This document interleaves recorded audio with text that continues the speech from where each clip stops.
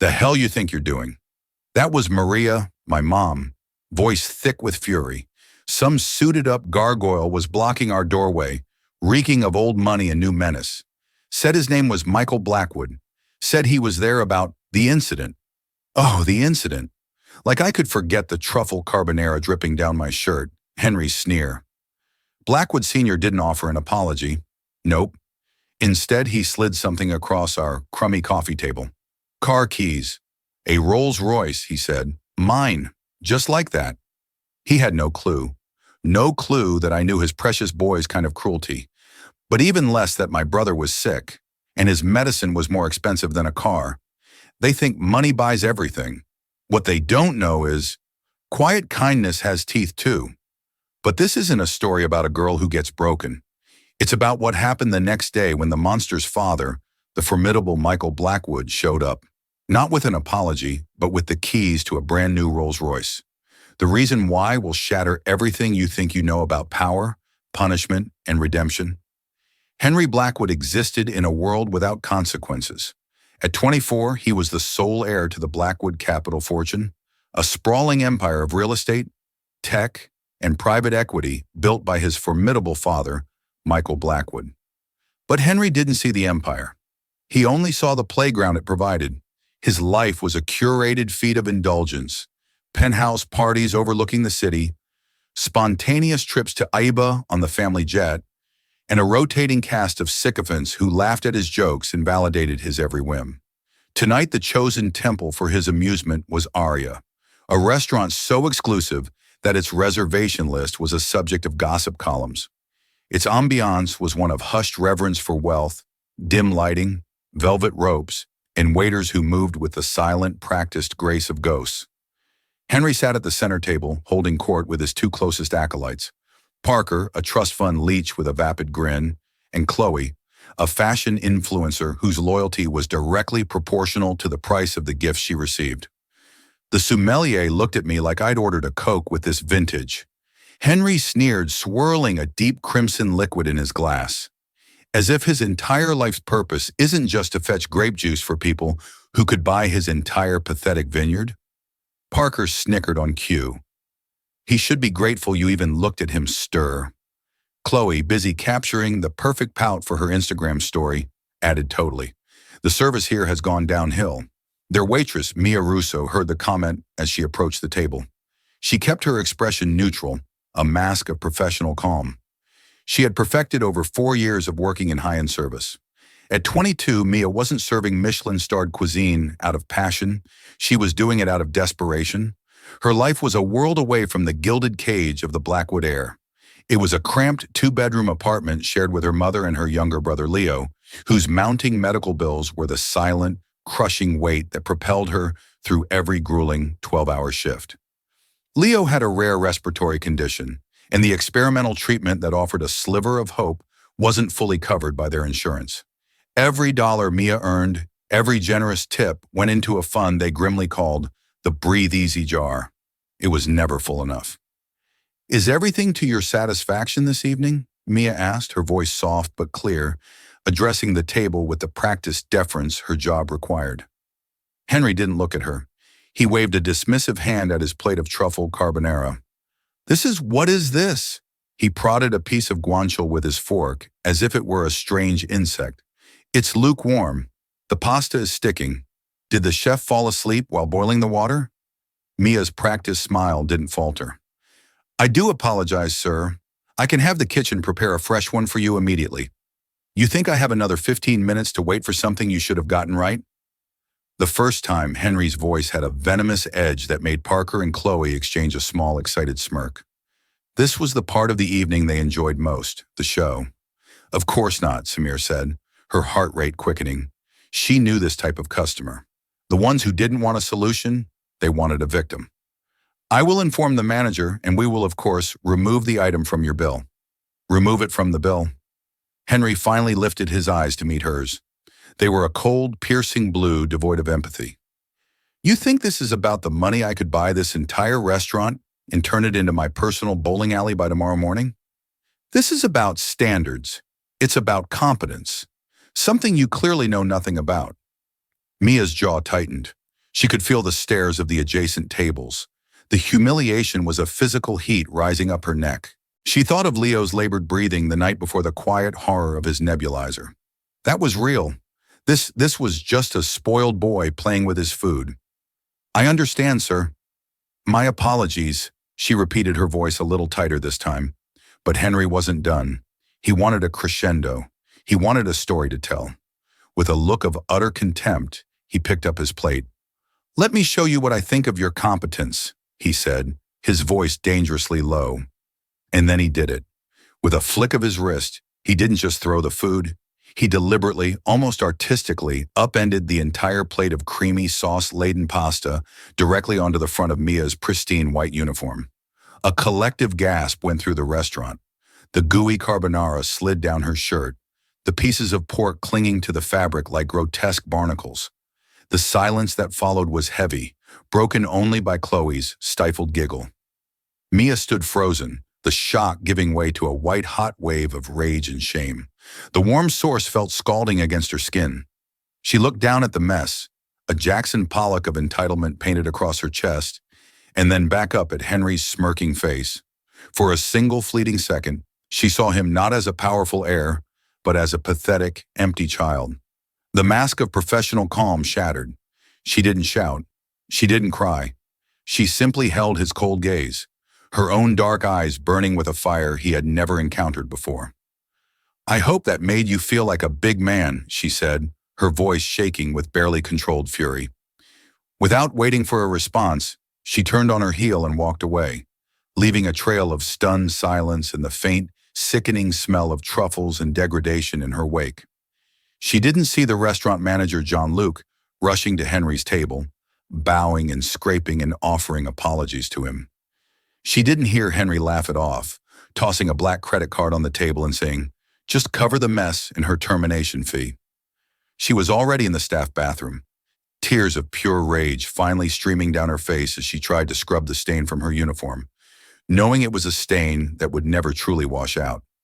The walk from Jean-Luc's office to the employee exit felt like a mile of shame. The manager, a man whose spine seemed to be made of jelly when confronted with wealth, had been clinical and swift.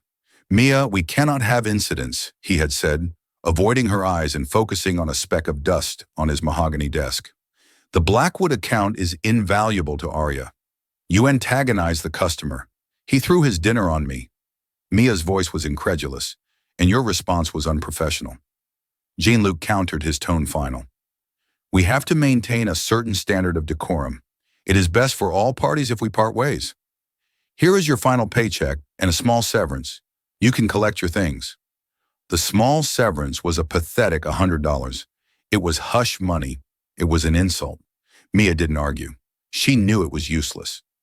In the world of high-end service, the customer wasn't just right. They were God, and Henry Blackwood was a deity of the highest order. She changed out of her stained uniform, stuffing it into the bottom of her bag like a piece of evidence from a crime scene, and walked out into the cool night air, the city lights blurring through her tears. The bus ride home was a slow-motion torture. Each stop, each new passenger was a reminder of the world she inhabited, a world of exhaustion, bills, and quiet desperation. When she finally pushed open the door to her apartment, the familiar scent of antiseptic and her mom's lavender air freshener filled her senses. Her mother, Maria Russo, a woman whose face was etched with the fine lines of worry, looked up from the kitchen table where she was meticulously sorting Leo's medications. "Mia, you're home early." One look at Mia's face, at her tear-streaked cheeks, and the rigid set of her jaw told Maria everything. "Oh, honey, what happened?" The story tumbled out of Mia, a torrent of humiliation and anger. She recounted the sneers, the condescending tone, and the final degrading act. Maria listened, her hand clenching into a fist on the worn tablecloth. That animal," she whispered, her voice trembling with a mother's protective rage. From the other room, a weak voice called out, "Mia, are you okay?" It was Leo. Mia took a deep breath, wiping her eyes and forcing a smile before she walked into his room. He was propped up in bed, his thin frame dwarfed by pillows. A clear tube ran from a humming oxygen concentrator to his nose. "Hey, champ," she said, her voice artificially bright. "Just a long night. How are you feeling?" "Tired," he said, his breathing shallow. Did you get any good tips for the jar?" Mia's heart fractured. She couldn't bring herself to tell him she'd lost the very job that was supposed to save him. "Yeah, a few," she lied, the words tasting like ash. "We'll get there, Leo, I promise." Meanwhile, across the city, the incident was already becoming a distorted legend. Parker, high on champagne and Chardon Frieder, had recounted the story to a friend who recounted it to another. By morning, a post appeared on a private blog that catered to the city's elite gossip circles, titled "How Aria's Service Takes a Nosedive." The post, written by an anonymous source, painted a picture of a rude and incompetent waitress who had aggressively confronted a prominent young philanthropist after spilling a drink. The story claimed Henry Blackwood had handled the situation with admirable restraint, leaving a generous tip to cover the inconvenience. There was no mention of pasta, no mention of humiliation. It was a masterclass in narrative control designed to protect one of their own. Henry woke up around noon in his penthouse, the sun streaming through Flortos ailing windows. His head throbbed from the wine. He scrolled through his phone, saw the blog post, and smirked. Philanthropist. He chuckled to himself. He felt a fleeting annoyance at the memory of the waitress's defiant eyes, but it was quickly washed away by the tide of his own self-importance. To him, she wasn't a person. She was a momentary glitch in his otherwise flawless existence, a problem that had been swiftly and efficiently deleted. He had already forgotten her name. His day proceeded as usual. A session with his personal trainer, a meeting about a new passion project, a high-end sneaker brand he was funding with his father's money, and plans for a weekend trip to Monaco. The waitress, the restaurant, the cruelty, it was all less than a memory. It was nothing. But the echoes of his actions were beginning to travel through channels he couldn't control. The story wasn't just spreading among the elite. One of the busboys at Aria, a young man named Marco, who was friends with Mia, had seen the whole thing. He was furious. That evening, he anonymously sent a detailed, truthful account of the incident to a popular local journalist known for her exposés on the city's rich and powerful. He didn't have a video, but he had a witness account, and he had Mia's name. The journalist, intrigued by the discrepancy between the society blog and the busboy's email, started digging. She made a few calls. She began to connect the dots. The insignificant glitch was about to become a system error, and it was heading straight for the impenetrable fortress of Blackwood Capital. Michael Blackwood did not build his multi-billion-dollar empire by being ignorant. At 60, he was a man of immense discipline and quiet observation. His office on the top floor of the Blackwood Tower was less a room and more a command center. It was a space of minimalist perfection, steel glass, and a single sprawling oak desk that had belonged to his own father. From here, he saw everything. He monitored stock tickers, global markets, and political shifts with the same intense focus. He also monitored his son. He loved Henry, but it was a love strained by profound disappointment. He saw the boy he had raised full of potential and bright curiosity, slowly dissolving into a caricature of wealth, arrogant, lazy, and insulated from reality. Michael had provided Henry with every advantage, but in doing so, he feared he had removed the one thing that had forged his own character struggle. Michael's own story was the stuff of legends, the son of a dock worker who had built his empire from a single shrewd investment and decades of relentless, punishing work. He had hoped to instill that work ethic in Henry, but it had never taken root. Michael didn't learn about the incident at Aria from a gossip blog or a news report. He learned about it from a single, discreet text message from a man named Arthur Vance, his head of security and a former MI6 agent Michael had hired years ago. Arthur's job wasn't just to protect the Blackwood family from external threats, but to keep Michael informed of the internal ones, namely Henry's ever-growing capacity for self-destruction. The text was simple and contained a link to the busboy's email, which Arthur had intercepted through his deep network of city contacts. "Sir, an incident at Aria last night involving Henry. A waitress was terminated. The attached is the account from a witness. A journalist is now investigating. This may attract unwanted attention." Michael clicked the link. He read the unvarnished account of his son's behavior, the condescending remarks, the demand for a victim, and the final vulgar act of throwing food on a young woman. He then read the name of the waitress, Mia Russo. The name meant nothing to him, but the details of the act filled him with a cold, creeping dread. It wasn't the potential for a PR scandal that bothered him. His team could squash that in an hour. It was the sheer, pointless cruelty of it. It was the act of a tyrant, not a leader. It was a profound moral failing. He leaned back in his leather chair, the city lights twinkling below like a galaxy he had conquered. But he felt no sense of victory. He felt a deep, chilling sense of failure. This was his son, his legacy, and he was acting like a petty monarch, tormenting his subjects for sport. Arthur Michael spoke into his phone, his voice a low growl. "Get me everything on this girl. Mia Russo, I want to know where she lives, her family situation, her employment history, everything. And get me a full profile on the restaurant manager, Jean-Luc. I want to know where his skeletons are buried." "Right away, sir." "And Arthur," Michael added, his voice dropping even lower, "buy the building Arya operates in. I don't care what it costs. Have the transaction finalized by morning. I want to own the ground beneath their feet. Consider it done, sir." For the next hour, Michael sat in silence, staring out at the city. He wasn't angry. Anger was a hot, useless emotion. What he felt was a calculated, icy resolve. He had been too passive, too hopeful that Henry would find his own way. He had been wrong. The boy wasn't just lost. He was becoming a monster, shielded by the very walls Michael had built to protect him. The time for passive hope was over. The time for intervention had come.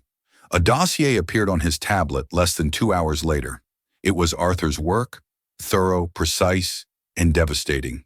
He read about Mia Russo, her perfect service record, before Arya, her mother's job as a part-time cleaner. Then he saw the section on her brother Leo Russo. He read about the cystic fibrosis, the mounting hospital bills, the desperate fight for an experimental treatment. He saw the Breathe Easy jar mentioned in the notes from a discreet inquiry. Michael felt a pang in his chest, a feeling he hadn't experienced in years. It was a ghost of his own past. He remembered his younger sister who had died from an infection because his family couldn't afford the best doctors. He remembered the helplessness, the rage at a world that priced life just out of reach. This girl, Mia, was living his own history, and his son, his own flesh and blood, had taken her dignity and her livelihood for a moment's cheap entertainment. The final piece of the puzzle clicked into place. This wasn't a problem to be managed. This was an opportunity to salvage his son, to right a terrible wrong, and to teach a lesson so profound it would either forge Henry into a man or break him completely. He looked at the digital file on the Rolls-Royce Phantom he had ordered for Henry's upcoming 25th birthday. It was sitting in a secure garage, a monument to unearned reward. A new audacious plan began to form in his mind, a plan of shocking intervention. It was high risk, unconventional, and would plunge his son into the very reality he had so carelessly mocked. He picked up his phone again. "Arthur, have the Phantom delivered to my personal garage tonight. Have the registration transferred to a new name, Mia Russo." There was a pause on the other end of the line. Even the unflappable Arthur Vance was taken aback. "Sir, you heard me," Michael said, his voice like iron. "And find out where she lives. I'll be paying her a visit myself." Tomorrow morning, the confrontation happened that evening. Michael had summoned Henry to his study at the family estate, a cavernous room lined with first-edition books and portraits of stern-faced Blackwood ancestors. It was a room designed for intimidation, and Henry felt it the moment he walked in. His father wasn't sitting behind his desk. He was standing by the window, a silhouette against the dying light, a glass of scotch in his hand. "You wanted to see me?" Henry asked, trying to project an air of nonchalant confidence that he didn't feel. Michael turned slowly. His face was unreadable, but his eyes were like chips of granite. "I had a conversation with Arthur Vance today." He began, his voice calm and even. Henry's bravado flickered. "A conversation with Arthur was never good news." "Okay. He informed me of an incident at a restaurant called Arya." Michael continued, taking a slow sip of his drink. "Tell me about it." Henry's mind raced. He immediately fell back on the fabricated narrative. Oh, that it was nothing. The service was terrible. The waitress was rude. I complained to the manager and he handled it. Some people just aren't cut out for their jobs. He gave a dismissive shrug as if discussing a faulty appliance. Michael stared at him, the silence stretching into an uncomfortable eternity. That's not what I heard, he said finally. I heard you took a plate of pasta and emptied it onto the young woman. Henry was cornered. She was incompetent. She had an attitude. What was I supposed to do? He blustered, his voice rising. In my position, people expect a certain standard. I am protecting the family name from being associated with mediocrity. Michael let out a short, bitter laugh. The family name. You think you protect the Blackwood name by acting like a Roman emperor, tormenting the staff for amusement? You think that is strength. That is the pathetic tantrum of a weak, spoiled child. The words hit Henry like a slap. That's not fair. You have no idea the pressure I'm under. Pressure. Michael's voice was now a low, dangerous thunder. You have never known a single day of real pressure in your entire life. You have been swaddled in my wealth, protected by my power. Real pressure is choosing between paying rent and buying medicine for your sick brother. Henry flinched. What are you talking about? The waitress, the incompetent girl whose uniform you ruined. Her name is Mia Russo. Her brother Leo has cystic fibrosis. Her job at that restaurant, the one you had her fired from, was the only thing standing between that boy and a medical system that will let him die because his family can't afford the treatment. Michael stepped closer, his eyes blazing with a righteous fury. You didn't just throw food on a waitress, Henry. You spat in the face of a woman who possesses more strength and character in her little finger than you have in your entire pampered body. Henry was speechless, stunned by the depth of his father's knowledge. He opened his mouth to say something, anything, but Michael cut him off. Get out, he commanded, his voice dropping to a deadly whisper. I can't even look at you right now. Go back to your penthouse. We will speak again when I decide we will speak again. Defeated and humiliated, Henry turned and left the study, the weight of his father's contempt crushing him. He drove back to the city, not with anger, but with a confusing, sickening knot in his stomach. For the first time, a hairline crack had appeared in the armor of his entitlement. The next morning, Mia Russo woke to the sound of Leo's coughing. It was a harsh, rattling sound that always sent a spike of fear through her. Her first thought was of money. No job, a pathetic severance. The Breathe Easy jar was still pitifully low. Despair was a physical weight on her chest. She was in the kitchen staring blankly at a stack of bills when there was a firm, confident knock on the apartment door. Her mother, on her way out to her cleaning job, answered it. Standing in the dingy, poorly lit hallway of their building was a man who seemed entirely out of place. He was tall, impeccably dressed in a tailored suit that probably cost more than their rent for a year, and carried an aura of absolute power. It was Michael Blackwood. Mrs. Russo, he asked, his voice polite but firm. My name is Michael Blackwood. I am here to speak with your daughter, Mia. Maria was flustered, intimidated. Yes, come in. Michael stepped inside his polished shoes, looking absurd against the worn linoleum floor. His gaze swept over the small, clean, but clearly struggling apartment, lingering for a moment on a photo of a smiling Leo on the wall. Mia came out of the kitchen, her eyes widening in disbelief when she saw the man from the gossip pages, the father of the boy who had humiliated her. What do you want? She asked, her voice laced with suspicion and hostility. She instinctively moved to stand slightly in front of her mother. Michael met her gaze directly. There was no pity in his eyes, but there was a seriousness that caught her off guard. Miss Russo, he said, his voice calm, I am not here to offer a simple apology. An apology would be an insult to what my son did to you. Words are meaningless without action. He paused, then reached into his suit jacket. He didn't pull out a checkbook. He pulled out a small, heavy object that gleamed under the dim light of the overhead bulb. He placed it on the small table next to the door. It was a car key, a single, elegant key fob emblazoned with the iconic double R logo of Rolls-Royce. Mia stared at it, utterly bewildered. What is this? Is this some kind of sick joke? It is not a joke, Michael said, his expression unchanging. It is the key to a brand new Rolls-Royce Phantom. The car is registered in your name. It is legally yours. It is parked downstairs. Mayor and her mother could only stare, dumbfounded. The sheer absurdity of the gesture was breathtaking. A Rolls-Royce here for them. It made no sense. This had to be a trap, another layer of humiliation devised by the wealthy and bored. Why? Mia finally managed to ask, her voice a whisper. Why would you do this? Michael looked from the key to Mia's defiant, questioning face. Because Miss Russo, he said, the first hint of his true plan beginning to surface. This key is not a gift, it's a job offer, and your first assignment involves my son. The air in the small apartment crackled with disbelief.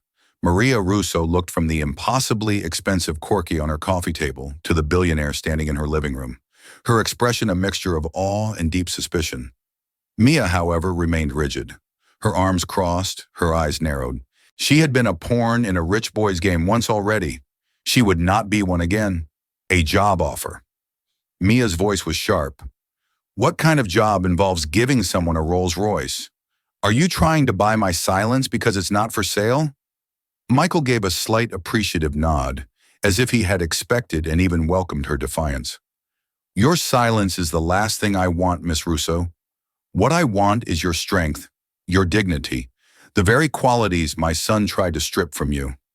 He gestured for them to sit, and after a moment's hesitation, they did. Michael remained standing, a commanding presence in the cramped room. My son Henry, he began the name, tasting like disappointment on his tongue, is a product of a failed experiment. I gave him everything except the one thing that matters: consequence. I built a world around him where the word no doesn't exist. The incident at Aria was not an anomaly. It was the inevitable result of his upbringing. It was a symptom of a sickness, and I intend to be the cure. He paused, his gaze intense. I am not here to just compensate you for your lost job or your humiliation. I am offering you a position. I am establishing a new philanthropic arm of my company, the Blackwood Foundation for Community Empowerment. Its mission will be to identify and support individuals and families who are falling through the cracks of the system. People fighting battles against illness, poverty, and systemic neglect. People like you. Mia's skepticism wavered slightly, replaced by a flicker of intrigue. And what does this have to do with me? I want you to run it, Michael said simply. Mia's jaw dropped. Run it. I'm a waitress. I have no experience running a foundation. You have life experience, Miss Russo. That is infinitely more valuable than a business degree in this context. You understand the struggle firsthand. You have integrity. I can hire people with MBAs to handle the paperwork. I cannot hire character. I am offering you the position of executive director with a starting salary of $250,000 a year, full medical benefits for you and your entire family, and a discretionary fund to begin your work immediately. Maria gasped, her hand flying to her mouth. The number was so astronomical, so life-altering, it sounded like something from a dream. The medical benefits alone would mean Leo's treatment was guaranteed. Mia was stunned into silence. She looked at her mother, seeing the tears welling up in her eyes. Tears of hope for the first time in years, but the catch was still coming. She could feel it. And the car, she asked, her voice quiet. The Rolls-Royce is your company. Car, Michael explained. It is also a tool, a symbol, which brings me to your first project as director. He leaned forward slightly, his voice dropping. Your first project is Henry. He let that sink in before continuing. Henry believes he is entitled to that car, to that lifestyle. He needs to learn where it comes from work, from respect, from value. As of this morning, I have cut him off from every trust fund, every credit card, every cent of the Blackwood fortune. He is, for all intents and purposes, penniless. Michael's plan, audacious and ruthless, was finally laid bare. I have also, as of last night, acquired the parent company that owns the building Aria operates in. I am in effect Jean-Luc's new landlord. Following a persuasive conversation this morning, he has agreed to offer a new position at the restaurant. Mia's eyes widened as she realized where this was going. Henry's new job, Michael said with grim satisfaction, is as a dishwasher at Aria. He will work double shifts. He will scrub pots. He will be paid minimum wage. He will live on what he earns. And you, Miss Russo, will be his overseer. Your first official duty as executive director will be to drive him to his first day of work. In your Rolls-Royce, the sheer poetic justice of the plan was staggering. It was a punishment so perfectly tailored to the crime, it was almost diabolical. Mia would not be his victim. She would be the arbiter of his new reality. The car wasn't a gift for her. It was a constant gleaming reminder to Henry of the world he had lost and the woman he had wronged.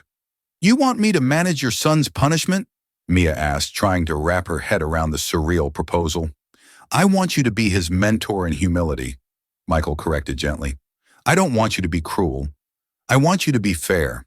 I want him to see you every day in a position of power, succeeding with the grace and dignity he tried to deny you. I want him to see you driving that car, using the resources he took for granted to actually help people. The foundation will be your primary focus. Handling Henry is merely a necessary side project." He stood up straight. "The choice is yours, Miss Rouser. You can take this key, accept this position, and change your family's life forever while teaching a lesson that desperately needs to be taught. Or you can refuse, and I will walk away. I will still ensure your brother's medical bills are anonymously paid, but my son will have learned nothing." "What do you say?" Mia looked at the key. It wasn't just a key to a car anymore. It was a key to Leo's future, a key to a life free from the constant terror of financial ruin, but it was also a key to a world she didn't understand, a world of power plays and vengeful billionaires. Could she do it? Could she face Henry Blackwood every day? Then she thought of his smug, cruel face as the pasta slid down her uniform. She thought of Jean-Luc firing her without a second thought. She thought of Leo's labored breathing in the next room. The fear she felt was eclipsed by a burgeoning sense of empowerment. This wasn't just revenge, it was justice. It was a chance to turn the worst moment of her life into the foundation for a better future. She stood up and picked up the Rolls-Royce key. Its weight in her palm felt real. It felt like power. "Okay, Mr. Blackwood," she said, her voice clear and steady. "When does he start?" Michael Blackwood allowed himself the smallest of smiles. "He starts tomorrow. I'll text you his address. Pick him up at 7 a.m. sharp." The next morning, the Rolls-Royce Phantom sat at the curb of Mia's apartment building like a spaceship that had landed in a forgotten land. Neighbors peeked through their curtains, whispering in astonishment. Mia, dressed not in a uniform but in a simple professional black pantsuit she'd bought with an advance. Michael had wired her, felt a tremor of nervous energy as she slid behind the wheel. The leather was supple, the dashboard a futuristic marvel. It felt like sitting in the command center of a different life. Following the address Michael had sent, she drove to the most exclusive penthouse building in the city. When she pulled up, the doorman, accustomed to seeing Henry emerge from sports cars, did a double take at the sight of Mia in the driver's seat of a Phantom he knew had been destined for the building's most famous resident, air steady through the intercom. A few minutes later, Henry swaggered out of the building. He was dressed in designer jeans and a $1,000 jacket, his face a mask of irritation. He clearly expected a limo sent by his father to ferry him to some boring meeting of reconciliation. He stopped dead when he saw the Phantom. A slow, arrogant grin spread across his face. "Ah, there she is," he said, striding toward the passenger side. "So Dad kept and got her for me after all. A bit dramatic, the whole 24-hour silent treatment, but he always comes through." He pulled on the passenger door handle. It was locked. He looked up, his annoyance returning, and saw Mia in the driver's seat. His brain short-circuited. The waitress in his car. Mia lowered the window. "Get in the back, Henry," she said, her tone cool and professional. "What the hell are you doing in my car?" he sputtered, his face turning a blotchy red. "Is this some kind of joke? Did my father pay you to deliver it?" "This isn't your car," Mia stated calmly. "It's mine. It's a company car. Now get in the back. We're going to be late for your first day of work." "Work?" Henry laughed, a harsh, incredulous sound. "I'm not going to work. I'm going to see my father and straighten this whole mess out." "Your father isn't seeing you," Mia said, glancing at her watch. "Your new boss, however, is expecting you in 45 minutes. His name is Jean-Luc. I believe you've met." The color drained from Henry's face as the horrifying truth of his situation began to dawn on him. This wasn't a joke. This was real. He looked at Mia. truly looked at her for the first time and saw not a meek servant, but a woman in complete control, defeated and with no other options. His phone disabled his credit cards. Declined. He numbly opened the back door and slid into the plush leather seat. The ride to Aria was silent and suffocating. The crucible had begun. Jean-Luc, under the immense pressure of his new invisible landlord, greeted them at the back entrance of the restaurant.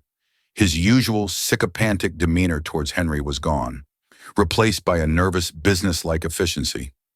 "Blackwood," he said, avoiding Henry's furious glare. "Your station is in the back. Marco will show you the ropes." Marco, the busboy who had sent the email, was now the head dishwasher. A small, just promotion orchestrated by Michael. Marco looked at Henry, not with malice, but with a weary indifference that was somehow worse. "Gloves are over there," Marco said, pointing to a box. "First you scrape the plates, then they go in the rack, then through the sanitizer. Don't break anything." The first day was hell. The heat from the industrial dishwasher was immense.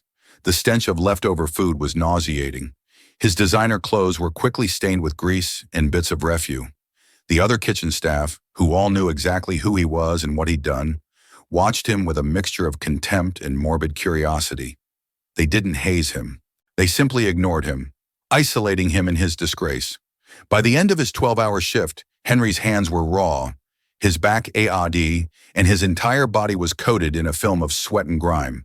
He who had once complained about lukewarm pasta was now scraping half-eaten versions of it into a garbage bin. The irony was suffocating. Mia was waiting for him outside the Phantom, gleaming under the streetlights. The sight of her was like salt in his wounds. "Get in," she said, her voice betraying nothing. The ride to his new home, a small furnished studio apartment Michael had arranged in a working-class neighborhood, was just as silent. He stumbled out of the car without a word and slammed the door to his new pathetic life. This became their routine. Every morning Mia would pick him up. Every evening she would drop him off. She rarely spoke to him, maintaining a professional distance. During the day, while he was scrubbing pots, she was building a new life. She moved her family into a comfortable, spacious apartment in a good neighborhood. She arranged for Leo to see the best specialists, his treatment now fully funded. She spent her days in a downtown office, meeting with community leaders, vetting proposals, and channeling Blackwood Capital funds to daycare centers, food banks, and legal aid clinics. She was good at it. She was decisive, compassionate, and sharp. Henry, meanwhile, was breaking, his soft hands blistered, then calloused. His arrogance was sandblasted away by the relentless drudgery of the work and the cold shoulder of his colleagues. His friends, Parker and Chloe, had stopped returning his calls the moment they heard he'd been cut off. He was utterly alone. One evening, about 3 weeks in, he finally cracked. As he got into the car, reeking of bleach and garbage, he didn't remain silent. "This is what you wanted, isn't it?" He spat his voice with exhaustion and self-pity. "To see me like this. Does it make you happy watching me suffer?" Mia kept her eyes on the road. "I don't think about you at all during the day, Henry," she said, and the simple truth of the statement was more devastating than any insult. "I'm busy. I have a job. I'm helping a dozen families avoid eviction this month. I'm funding a new arts program for Atrice's kids. Your suffering is not on my agenda." Her words silenced him. He had assumed he was the main character in her drama, the focus of her revenge. To realize he was just a side project, a tedious task to be managed, was the ultimate blow to his ego. He sank back into the seat, the fight draining out of him, replaced by a hollow emptiness. For the first time, he began to see the vast, empty chasm of his own character. He wasn't the sun around which everything revolved. He was just a speck of dust. And for the first time, he was being forced to see the world from the ground up. The breaking point was not a single dramatic event, but a slow, grinding erosion of ego. It happened in the small moments when Henry saw Marco, the head dishwasher, leave work and get on a bus to go to his second job. When he overheard one of the prep cooks talking on the phone with his daughter, promising he'd be home in time to tuck her in. When he had to use his meager paycheck to buy groceries and realized he could only afford instant noodles and bread. These were the realities of the world he had never seen, the one he had so casually mocked. One rainy Tuesday, about 2 months into his sentence, An incident occurred that changed the trajectory of his slow transformation. A new busboy, a nervous teenager on his first day, accidentally dropped a large tray of glasses, sending shards skittering across the slippery kitchen floor. Jean-Luc, reverting to his default managerial style, when not under the direct scrutiny of a Blackwood, immediately began tearing into the kid, his voice sharp and cruel. "You idiot! Are you blind? Do you know how much those cost? This is coming out of your pay." The boy flinched, his eyes welling with tears, and Henry, standing by the dish pit with his hands raw from hot water, felt a surge of something he didn't recognize. Protective anger. He saw himself in the manager's bullying, the same casual cruelty he had once wielded. He stepped forward, placing himself between Jean-Luc and the terrified boy. "It was an accident," Henry said, his voice quiet but firm. "Leave him alone." Jean-Luc was stunned into silence. The entire kitchen staff stopped what they were doing and stared. Henry Blackwood, the fallen prince, was defending a lowly busboy. "It was a wet spot on the floor." Henry continued looking at the manager. "It could have happened to anyone. The restaurant should have a better non-slip mat there. It's a safety hazard." He then turned to the boy. "Don't worry about it," he said gently. "We'll get it cleaned up." He grabbed a broom and dustpan and began sweeping up the broken glass. The boy, looking at him with wide, grateful eyes, quickly joined in. When Mia arrived that evening to pick him up, Marco had already told her what happened. As Henry slid into the back of the Phantom, she looked at him in the rearview mirror. "I heard what you did today," she said. It was the first time she had initiated a personal conversation in months. Henry just shrugged, looking out the window. "He's just a kid." The silence that followed was different. It wasn't tense or hostile. It was thoughtful. A week later, Michael Blackwood summoned Mia to his office. "He's ready," Michael said after she recounted the story. "The punishment phase is over. It's time to see what, if anything, we've built." The next day, Mia didn't take Henry to the restaurant. Instead, she drove to a modest suburban house. Leo, looking healthier and stronger than ever, was playing in the front yard. Her mother was tending to a small garden. "What are we doing here?" Henry asked, confused. "This is my home," Mia said simply. "My mother wants to thank you."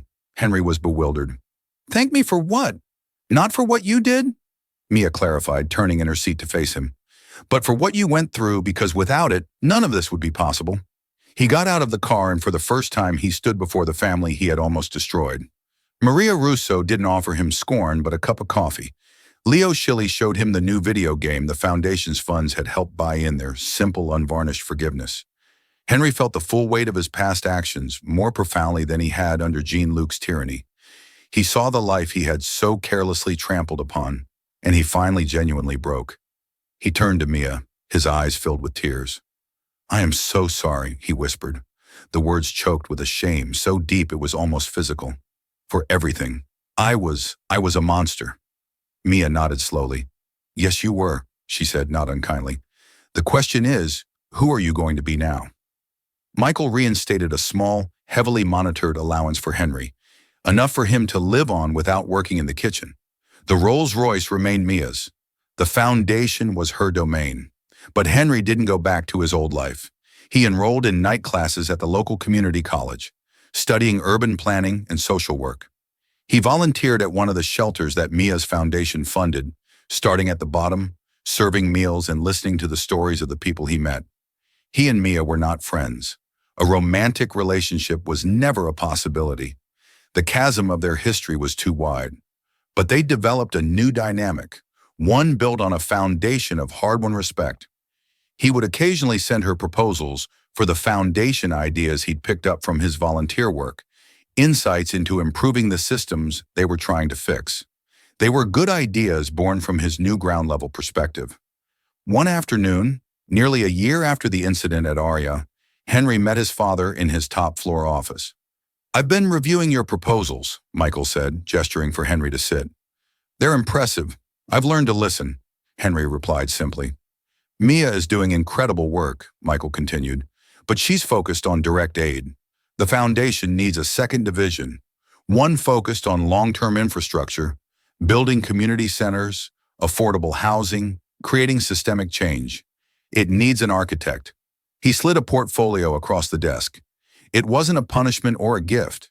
It was a job description. The position is open, Michael said.